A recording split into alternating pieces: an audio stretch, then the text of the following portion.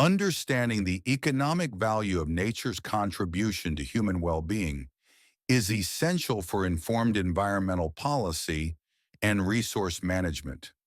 Economic valuation provides a structured way to interpret how ecosystems generate benefits that extend far beyond traditional financial measures. Forests, rivers, wetlands, and marine systems deliver clean air and water, regulate climate, support agriculture, and provide cultural and recreational experiences. These services often remain invisible in market transactions, leading to underinvestment in conservation and unsustainable land use practices. By assigning measurable values to these natural contributions, it becomes possible to compare environmental benefits with competing economic interests. This helps clarify the long-term implications of decisions affecting land use, infrastructure development, or environmental protection. Valuation also strengthens cost-benefit analyses across sectors by revealing the true magnitude of environmental gains or losses. In a context where ecosystems face increasing pressure from climate change and human activity, understanding their economic relevance becomes a fundamental tool for planning and decision-making. This sets the basis for exploring how valuation empowers better governance and supports sustainable development. Economic valuation plays a central role in shaping better management and conservation strategies. Its purpose is not only to express environmental benefits in monetary terms, but also to provide a clearer representation of trade-offs when decisions involve ecological resources. When governments, institutions, or private actors understand the tangible and intangible gains ecosystems provide, decisions become more aligned with long-term sustainability. Valuation also strengthens transparency by making the implications of development projects easier to assess.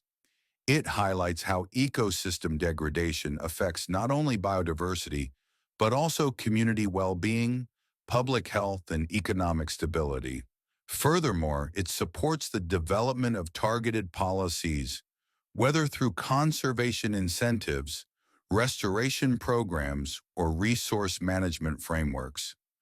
Ultimately, valuation bridges science, economics, and public policy, helping societies appreciate nature's contribution and justify investments that sustain it. Building on this foundation, the discussion advances to the specific reasons why valuation becomes indispensable for policymaking. Valuation influences policy because it clarifies the consequences of different choices. One major contribution lies in improving transparency around trade-offs. When decision-makers compare the economic benefits of development with the environmental costs of degradation, choices become more informed and responsible. This visibility reduces the likelihood of undervaluing ecosystems simply because their services do not appear in conventional financial statements. Another important dimension relates to externality management. Many environmental impacts, such as pollution, erosion, or water contamination, affect society even when not reflected in market prices. Valuation helps quantify these effects, enabling policies that internalize environmental costs and hold activities accountable. It also promotes efficient resource allocation by ensuring that natural assets are evaluated alongside economic, social, and cultural benefits.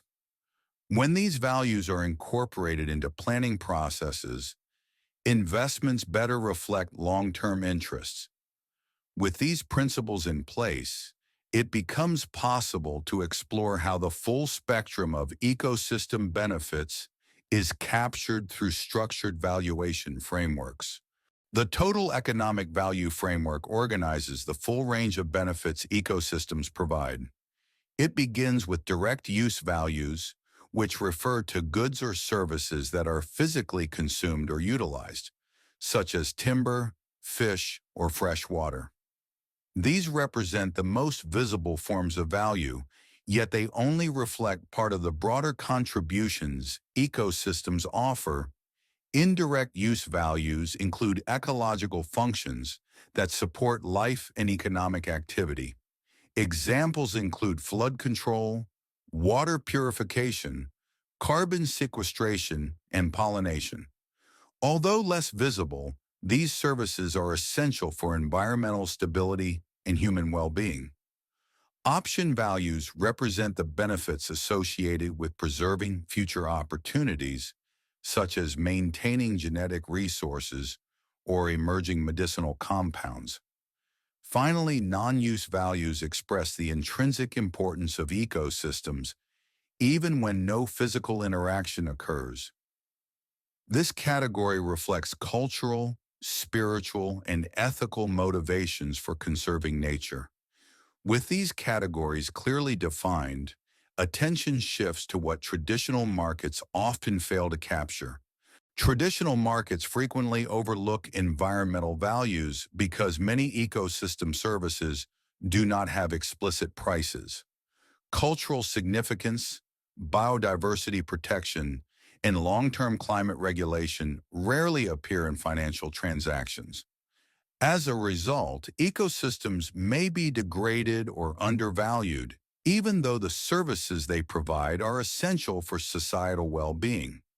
Several factors explain these omissions. Some benefits operate at large spatial or temporal scales, making them difficult to measure or sell directly. Others relate to collective goods that people enjoy without exclusion, including scenic landscapes or stable climates. Because markets struggle to represent these values, decisions based solely on financial returns may encourage unsustainable practices. Valuation helps overcome this gap by identifying non-market benefits and quantifying their relevance. This ensures that environmental considerations influence public and private decision-making, reinforcing the role of ecological integrity in long-term prosperity. With this understanding, the focus turns to the mechanisms that translate valuation into concrete action. Market-based mechanisms provide practical tools for integrating environmental values into everyday decisions. These instruments use price signals and financial incentives to encourage actions that protect or restore ecosystems.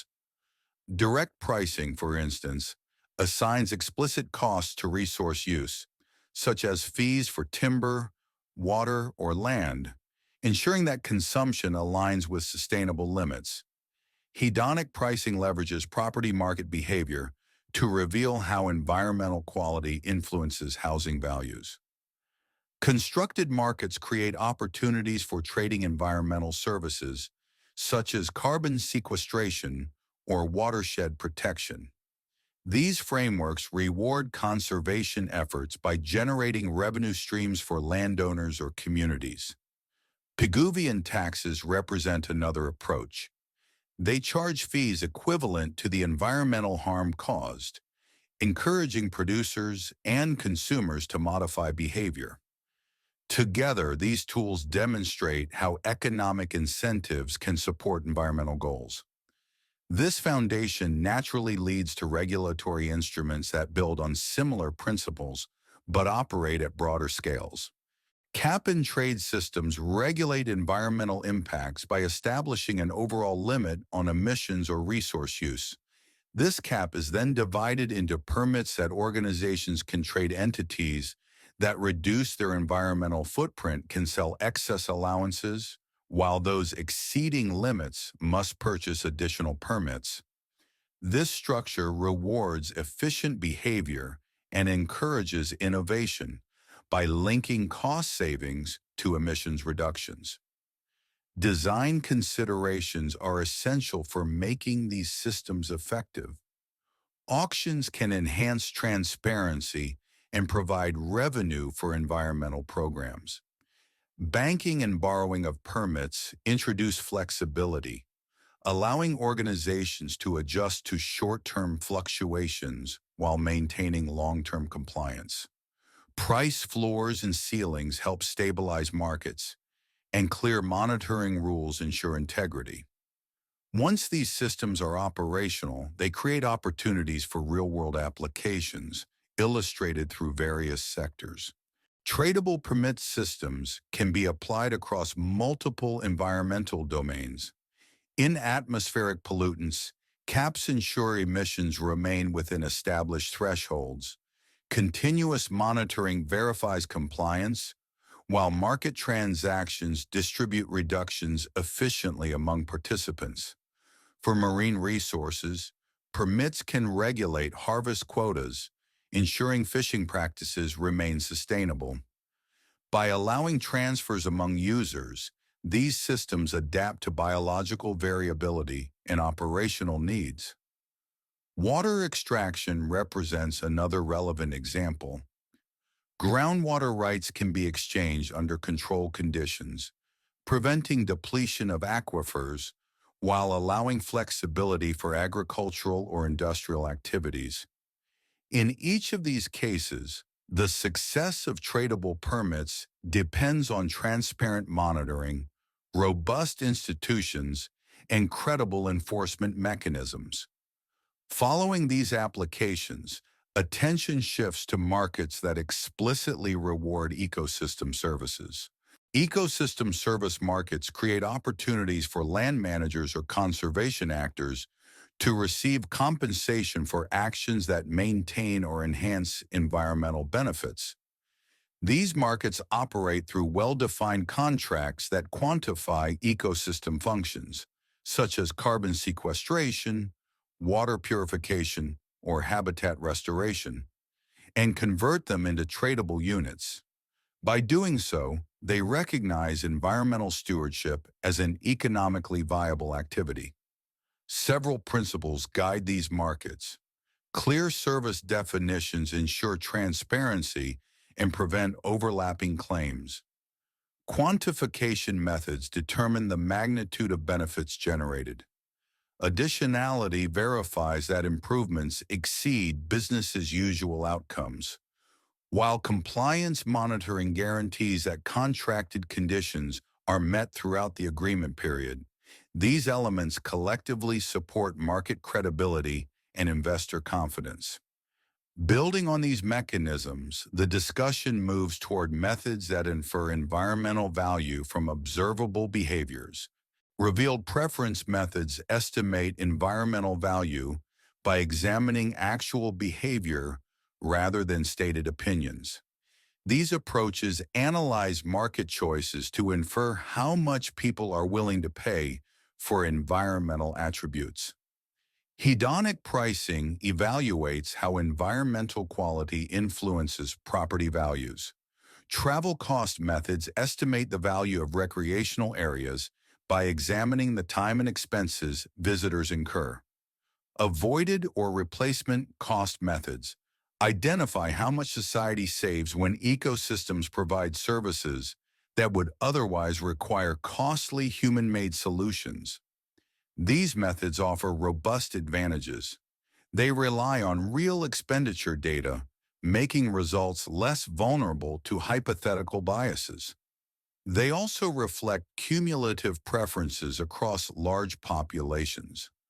By capturing how people behave in real markets, these methods provide strong evidence for the economic importance of ecosystems. Together, they complete the portfolio of valuation tools that support effective environmental management and policy making. Stated preference methods play a central role in valuing environmental goods that lack observable market behavior. These methods rely on individuals' expressed intentions when faced with hypothetical scenarios, allowing the assessment of benefits such as existence value, bequest value, or the cultural significance of biodiversity. They offer a structured way to understand how people perceive environmental changes when no real-world purchasing decisions exist to reveal those preferences. Three main approaches define this family of methods. Contingent valuation is the most widely used. It directly asks respondents about their maximum willingness to pay for improvements or their required compensation for potential losses in environmental services. When scenarios are well framed and clearly explained, contingent valuation provides insight into how people value non-market benefits. Choice experiments extend this perspective by presenting respondents with alternative bundles of attributes, each representing different environmental outcomes with associated costs. By analyzing these choices, it becomes possible to decompose preferences into marginal rates of substitution between characteristics, offering a richer understanding of trade-offs. The final approach, benefit transfer, adapts existing valuation estimates from previous studies to new contexts. Although less precise than primary data collection, it is often a practical solution when resources, time, or policy urgency constrain the possibility of conducting extensive surveys. Adjustments for income levels, population density, and cultural conditions help tailor transferred values to the new setting. Together, these methods expand the capacity to quantify environmental benefits that conventional markets cannot capture, preparing the ground for understanding the limitations and potential biases that can emerge when relying on stated intentions. Stated preference methods offer powerful insights but must be carefully designed to avoid biases that can distort valuation results. One common challenge is hypothetical bias, which occurs when respondents overstate willingness to pay because no actual financial commitment is required. Techniques such as cheap talk, scripts, and certainty scales help respondents reflect realistically on their answers. Strategic bias represents another concern. Here, individuals may intentionally misrepresent their preferences to influence policy outcomes in ways they find favorable. The use of neutral framing, standardized payment vehicles, and transparent question structures helps minimize this effect. Information effects arise when descriptions are unclear or overly technical, limiting comprehension. Providing visual aids, conducting pretests, and using intuitive geographic representations, such as GIS-based maps, improve understanding and reduce confusion. Framing effects demonstrate how small wording changes can disproportionately influence responses. Standardized protocols and validation against observed behaviors help mitigate these distortions. Scope insensitivity is another recurring issue where respondents provide similar valuations even when the scale of environmental change varies substantially. Testing and calibration ensure that responses reflect actual magnitude differences. Finally, warm glow effects can interfere with results. This refers to the altruistic satisfaction people may feel simply from participating in a conservation effort, independent of the specific environmental good being valued. Careful sequencing of questions and motivational probes helps separate genuine valuations from generalized pro-social feelings. Managing these biases is essential for producing credible and policy-relevant valuation outcomes, which leads naturally to a broader understanding of the conceptual and practical challenges faced in environmental valuation more generally. Environmental valuation confronts multiple conceptual complexities that stem from the nature of ecosystem processes. Many ecosystem services are multidimensional, providing benefits such as purification, flood control, carbon storage, and recreation simultaneously. Disentangling these interlinked functions without oversimplifying their shared biophysical foundations is a persistent challenge. Temporal dimensions also add complexity. Ecosystem benefits often unfold across decades beyond electoral cycles or standard economic planning horizons. Discount rates significantly influence the present value of distant benefits, raising important questions related to intergenerational equity and long-term societal well-being. Threshold effects complicate matters further. Many environmental processes exhibit abrupt or irreversible changes once critical limits are crossed. These nonlinear dynamics are difficult to incorporate into conventional linear economic models, yet they are essential for accurate valuation. On the practical side, spatial heterogeneity plays a major role. The value of ecosystem services varies depending on where beneficiaries live, relative to the service. Flood protection, for example, is far more valuable downstream, while recreational value decreases with distance. Cultural variability also affects valuations. Different communities may hold distinct perspectives on species protection or landscape characteristics, making aggregation challenging. Data requirements remain another obstacle. Linking ecological processes to measurable economic outputs depends on robust biophysical models. However, technology shifts, market volatility, and confounding variables often obscure these relationships. Taken together, these conceptual and practical challenges highlight the need for careful methodological choices and support the idea that trade-offs are inevitable when selecting valuation approaches. Different valuation methods offer distinct advantages, but each involves trade-offs related to accuracy, data needs, cost, and policy suitability. The comparison shown illustrates how methods vary in both their data requirements and their usefulness for informing decision-making. Hedonic pricing and travel cost methods rely on observed behavior, making them strong in terms of reliability, but demanding in terms of data collection. They require detailed information on property markets or visitation patterns, and their applicability is limited to contexts where such markets exist. Contingent valuation and choice experiments, on the other hand, offer broad applicability because they can capture non-use values in hypothetical scenarios.